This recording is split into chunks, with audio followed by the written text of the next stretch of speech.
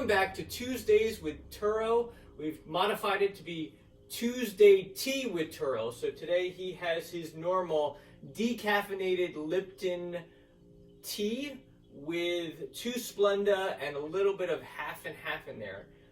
Today, what did I do with my tea? I had a certain, I have it in my pocket here.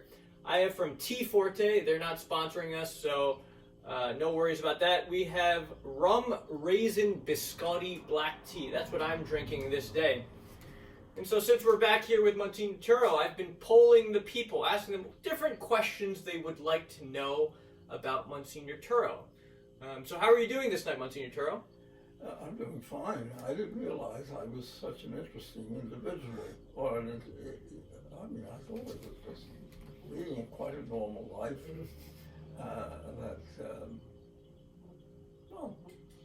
It's sort of pleasant.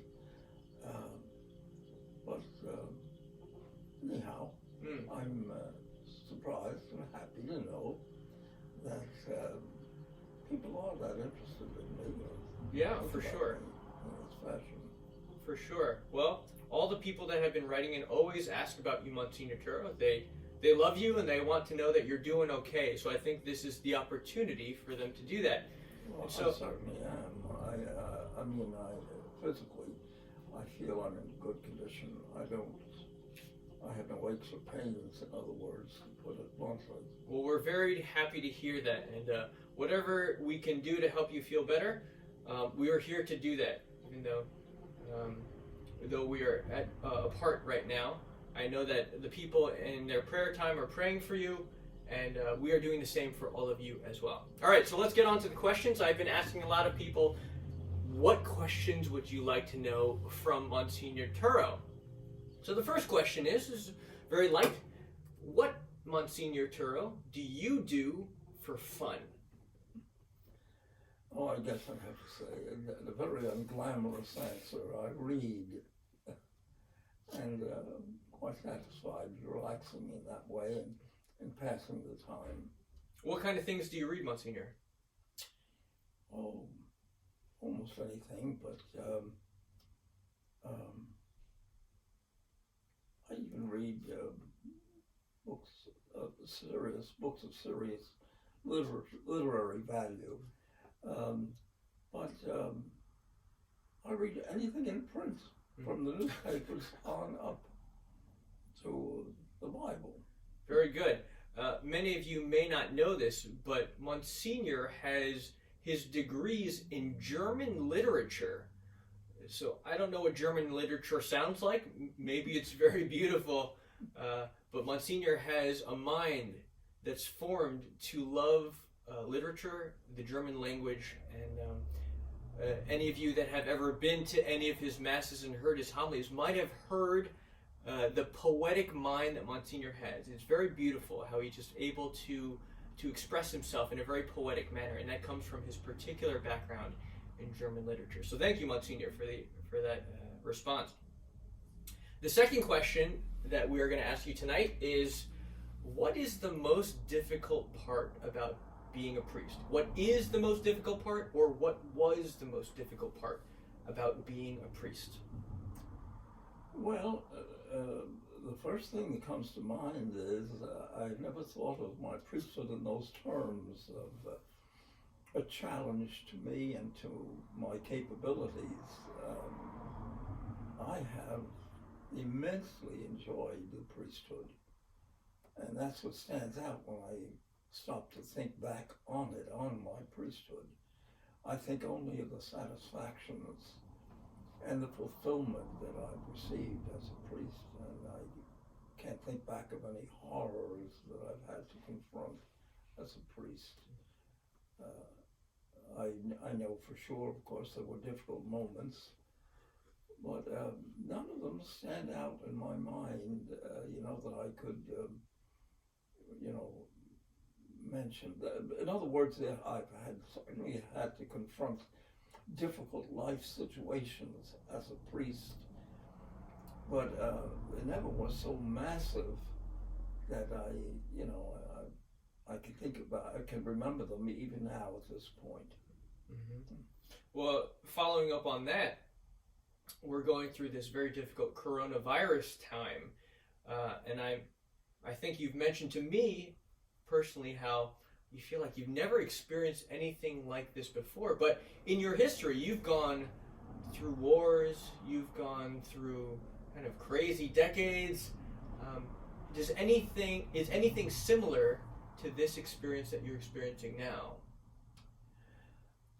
Perhaps at certain times during the wars that were actually conducted in Europe, but seem to have been brought home to us, or we were in danger of that happening. That's the nearest thing to conflict that I would have experienced.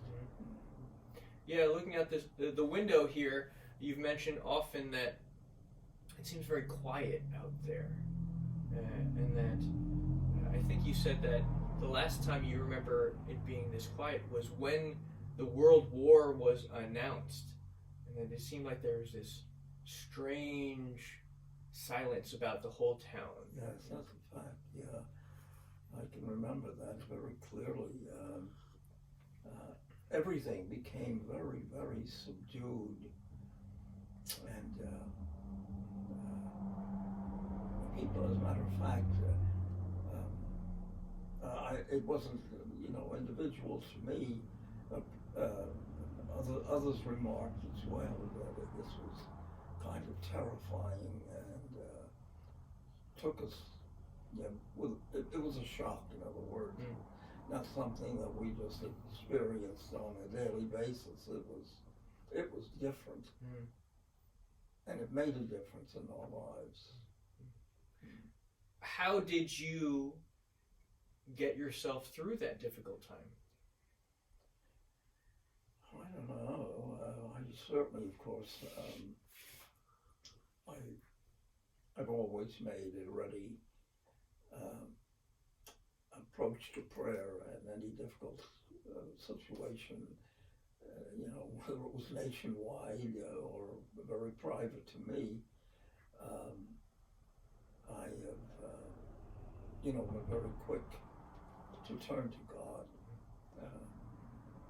God is an ever-present reality to me, for which I'm grateful. But I don't have to go through exercises or read books to think about God and to converse with Him. Wonderful answer, Monsignor. I think that's the ultimate answer. Why we go through anything in this life is to always turn back to God, to let Him live in us through the good times and in the difficult times too. And so, Monsignor, thank you for those words.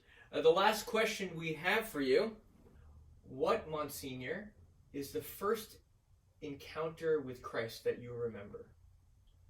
Oh, it would go back in time. In fact, my earliest memories are of being taught the prayers by my parents. Not just my mother and father, but my aunts who lived nearby and were very frequent visitors at our home. I can remember, learning the Hail Mary, of course. It's one of my earliest memories, as a matter of fact, repeating the words of the Hail Mary after my mother or one of my aunts. Wonderful. Yeah, I think that's so true, especially in this time when we are forced to stay together in our households. What a great opportunity for the family to come together and to pray with one another. And as Monsignor said, at 98 years of age, one of his first memories with the Lord is his mother praying with him. And so I invite all the families and all the parents to take this time of seclusion and make it a time of prayer, to help people remember that God is present even in this difficult time, and that He loves us, and that He wants to have a relationship with us. He wants us to let Him love us, and in return we love Him, as is the nature of God, as the nature of any Christian, to let God fill us so much that we cannot but help love others, to pray with others, to serve others, and to return in thanksgiving back to the Lord. Thank you, Monsignor, for this wonderful talk on this Tuesday. Would you mind giving a blessing to all those who are watching? Oh, I would be. Let me grab this before you spill it all over yourself. And I'm going to do it in a way that is comfortable to me and to people of my generation in Latin. Benedictio Dei Patris et Filii et Spiritus Sancti descendat super vos et maniat semper. Amen. Amen. Thank you, Monsignor. We'll see you next week. Do you feel we're going to be confined that long? Well, we can pray that it doesn't, but just in case, we'll see you here again next Tuesday. God bless you. Good, thank you.